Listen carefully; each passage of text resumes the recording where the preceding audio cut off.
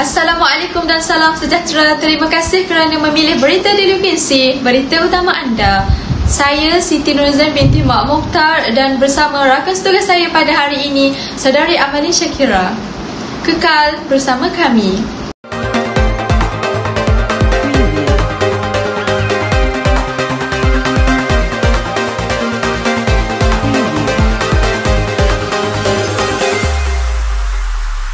Preview. Tahukah anda apakah itu penipuan atas talian? Mungkin ada di kalangan anda masih keliru apakah definisi sebenar penipuan atas talian. Bagaimanakah ianya terjadi? Di sini saya ingin berkongsi sedikit maklumat berkaitan penipuan atas talian atau dikenali online scammer. Kebiasaan pemangsa yang tidak dikenali identiti akan sedaya upaya mendapatkan kepercayaan dari mangsa dengan janji manis. Scam juga melibatkan kurigan wang tunai yang tidak kira berapa jumlahnya, sehingga ada mangsa yang rugi cecah ribuan ringgit. Walau bagaimanapun, memang tidak dinafikan bahawa ramai di luar sana yang pernah menjadi mangsa scam. Mungkin anda pernah menjadi salah seorang mangsa. Penipuan atas talian ini biasanya akan berlaku ke atas urusan yang melibatkan jual beli maupun pinjaman, bayaran dan sebagainya. Di sini saya nyatakan satu contoh situasi yang dikenali online scammer, di mana anda mungkin akan menerima panggilan daripada mana-mana nombor yang tidak dikenali dengan mengaku bahawa mereka adalah dari agensi sah tertentu dengan meminta anda memberi nombor akaun bank untuk menjelaskan hutang dengan kadar segera. Hal ini sedemikian menyebabkan mangsa berasa takut sehingga ada di kalangan mereka tertipu dengan desakan dan pujukan pemangsa tersebut. Walaupun perbuatan ini salah dari sudut etika, namun ada setengah individu di luar sana tidak mempunyai sikap bertanggungjawab, malahan mencari jalan pintas untuk mendapatkan wang anda. Namun begitu, scammer ini sangat licik dan susah untuk dikesan kerana mereka mempunyai teknik dan taktik yang lebih advance berkaitan social engineering. Di sini anda dinasihati untuk menjadi individu yang bijak dalam membuat keputusan dan mengatasi masalah supaya anda tidak menjadi salah seorang pemangsa. Konsep penipuan pelaburan pula berbentuk skim penjualan berpaksikan konsep piramid maupun skim permainan wang. Di sini kami kongsikan sedikit contoh artikel berkaitan berita tentang penipuan dalam talian yang pernah berlaku di Malaysia. Seperti mana kita ketahui, hampir setiap hari ada sahaja laporan di media mengenai orang ramai ditipu atau menjadi mangsa penipuan kepada sindiket licik pihak-pihak tertentu. Bukan ratusan ringgit yang ditelan, tetapi ratusan ribuan ringgit hilang begitu sahaja. Antaranya penipuan atas talian boleh dikategorikan seperti macam scam, love scam hinggalah Ponzi scam. Semuanya mempamerkan tujuannya serupa, iaitu menipu pengguna. Menariknya di sini, golongan ditipu terdiri daripada pelbagai golongan dan latar belakang. Selain golongan warga emas dan wanita yang menjadi sasaran sindiket, golongan yang terpelajar turut menjadi mangsa. Walau bagaimanapun, penipuan terus berlaku biarpun pelbagai inisiatif melalui kempen kesedaran dan penguatkuasaan telah dilaksanakan oleh pihak berkuasa sebelum ini.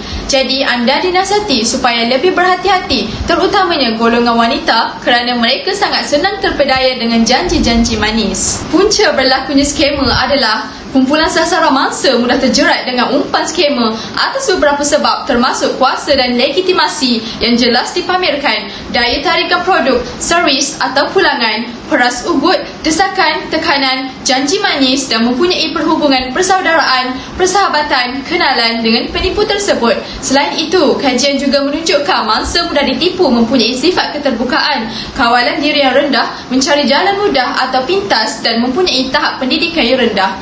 Pemilihan mangsa yang tepat, individu yang terlibat dan menjadi dalam di sebalik kes penipuan dan skim cepat kaya hari ini sudah semakin bijak. Mereka sudah pandai mencari target yang lebih mudah untuk tertipu. Zaman sekarang, untuk tipu individu yang lebih mahir dalam penggunaan internet adalah lebih sukar. Mereka mempunyai akses untuk dapatkan maklumat berkenaan sesuatu skim. Tetapi bagi golongan yang tidak mahir dalam penggunaan internet, mereka adalah golongan yang lebih mudah tertipu, terutama jika periklanan skim tersebut keluar di televisyen. Dulu, setiap yang keluar di televisyen adalah sesuatu yang boleh dipercayai, manakala hari ini pula setiap iklan yang keluar di televisyen adalah kerana mereka dibayar. Akhir sekali, kurang kesedaran hal semasa, iaitu walaupun anda seorang yang mahir dalam sering menggunakan internet setiap hari, tidak bermaksud anda tidak akan mudah tertipu. Kebanyakan mangsa juga tertipu hasil dari pengiklanan media sosial seperti Facebook dan lain-lain. Individu yang tidak peka dengan keadaan semasa lebih mudah tertipu. Antara contoh kes penipuan adalah berkenaan skim rumah yang terlalu murah sehingga menarik minat ramai orang. Jika anda seseorang yang peka dengan kos untuk membina rumah, anda mungkin sedar yang rumah terlalu murah adalah mustahil. Sekian itu daripada saya. Sekian, terima kasih. Baiklah, terima kasih saya ucapkan kepada rakan tugas saya, Siti Nurzamimi. Saya Nur Amali Syakira binti Muhammad Azmi akan meneruskan berita pada hari ini dengan kesan-kesan penipuan di atas talian. Antara kesannya yang kita dapat bahagikan kepada tiga, iaitu kepada individu, masyarakat dan negara. Jika kita tidak mengambil berat tentang isu seperti ini, maka banyak lagi kesan yang kita bakal hadapi kelak. Oleh itu, marilah kita bersama-sama mencegah dengan mengambil tahu dan peka terhadap isu penipuan online ini, serta sekaligus dapat mengelakkan kita daripada menjadi salah seorang mangsa penipuan mereka. Oleh itu, kesan yang pertama terhadap individu ialah menanggung kerugian yang besar. Yang kedua, hilang kepercayaan terhadap orang lain. Yang ketiga, data peribadi terdedah. Serta yang terakhir, cenderung ke arah tekanan emosi dan kegelisahan. Untuk kesan terhadap masyarakat pula ialah, pertama ialah penyebaran berita palsu berleluasa. Yang kedua ialah menanggung kerugian yang tidak dijangka. Yang ketiga, sukar untuk membezakan maklumat yang sahih. Dan yang keempat, penyalahgunaan data dan masyarakat. Untuk kesan terhadap negara pula, yang pertama ialah data negara diseleweng. Yang kedua ialah maklumat negara akan terdedah kepada pihak yang salah. Yang ketiga, keselamatan negara terjejas. Dan yang keempat, menanggung kos kerugian yang tinggi untuk menambah aplikasi kesihatan. Seterusnya, kita masuk pula langkah-langkah ataupun strategi bagi mengelak menjadi mangsa penipuan di dalam talian. Menjadi mangsa penipuan internet boleh menjadi pengalaman yang sangat buruk. Oleh itu, Malaysia juga secara beransur-ansur menjadi hub global untuk menjalankan penipuan internet. Perkara ini tidak hairan kerana penipu lebih tertarik dengan proses permohonan visa, pembukaan akaun bank dan pemindahan wang yang sangat mudah di negara kita. Oleh kerana kes penipuan di dalam talian ini sudah terlalu banyak, antara beberapa langkah yang boleh diambil untuk mengelakkan diri daripada menjadi mangsa penipuan ialah jangan mudah percaya dengan sebarang tawaran hadiah di media sosial atau di message tag.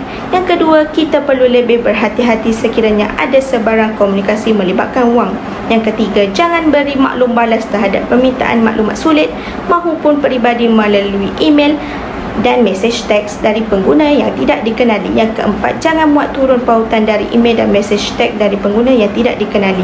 Yang kelima, pastikan gadget ICT dipasang dan dikemas kini dengan perisian antivirus kepada tetapan pekalan data antivirus terkini. Yang keenam, semak dahulu di scam.my di mana ianya boleh semak nama, nombor telefon, nombor akaun bank. Di laman ini lebih banyak rekod berbanding sisi ID yang telah siap disenaraikan, siapa scammer dan berapa banyak kes yang pernah dilaporkan buat setiap orang. Baiklah, untuk pesanan kepada diri sendiri serta masyarakat bagi mengelakkan terkena dengan skema ataupun penipuan di atas talian, antara yang dapat saya kongsikan ialah jangan kongsi maklumat peribadi anda. Maklumat peribadi seperti nombor akaun bank, kata laluan perbankan dalam talian, kod CVV pada kad bank dan nombor TSC perlu anda simpan untuk kegunaan sendiri sahaja. Sekiranya pihak tidak bertanggungjawab meminta maklumat peribadi anda, lebih baik anda menamatkan panggilan atau interaksi tersebut. Seterusnya ialah hubungi talian khidmat pelanggan. Sekiranya anda menerima panggilan yang mencurigakan berulang kali, catatkan butiran dan nombor berkenaan dan terus hubungi talian khidmat pelanggan untuk menyertakan segala butiran perbualan anda. Akhir sekali ialah menggunakan aplikasi untuk mengenal pasti dan menyekat talian. Dengan bantuan teknologi yang semakin canggih, anda dapat menepis panggilan yang tidak dikenali terlebih dahulu.